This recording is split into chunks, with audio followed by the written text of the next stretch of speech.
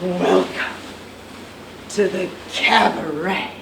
But I remember when we first started, we were a subject of tittering, you know, people kind of making fun of me, making fun of the type of shows that I did, the avant-garde shows.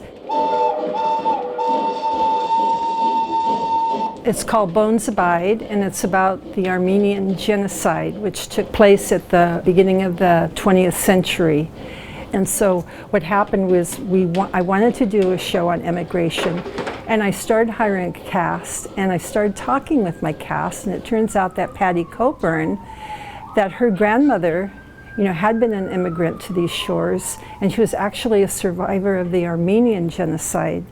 And so we started working from that perspective, you know, learning more about what took place. I was researching it. I mean, it took place between 1915 and 1923.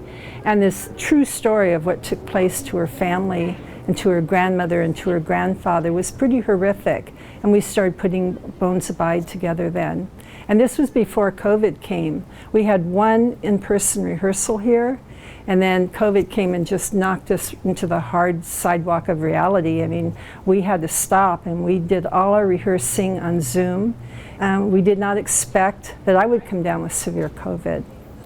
And so that was very difficult for the cast to be dealing with a show about genocide and a true story while the pandemic was going on. And so they were so entwined together. You know, there was those elements of fear and uncertainty and many deaths that took place with both.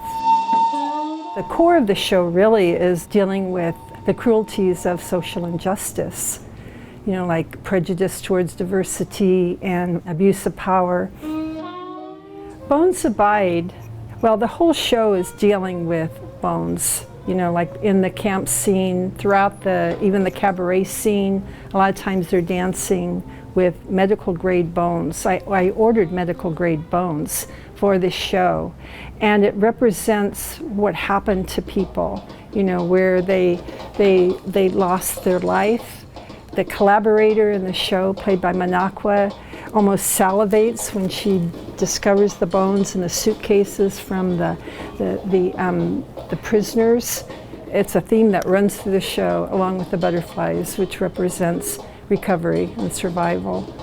It was something that I envisioned when I was putting the show together, that they would dance with bones, and the show was about the rawness of everything that's taken place with the genocide, where people were stripped of their lives and their spirit, and there's nothing left but bones.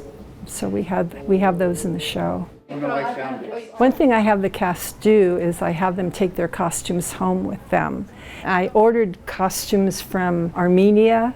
There was a woman by the name of Tamara who helps women in poverty by creating these beautiful costumes.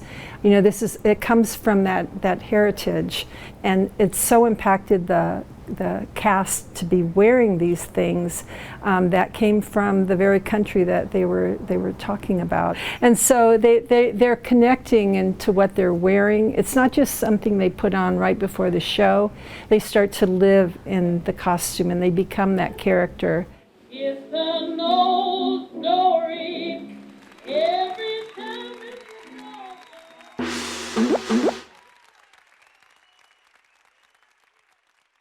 Thanks for watching. I'm Beth Accomando, and I love covering arts and culture for KPBS. If you enjoyed the video, please hit the like and subscribe button and share. Thanks.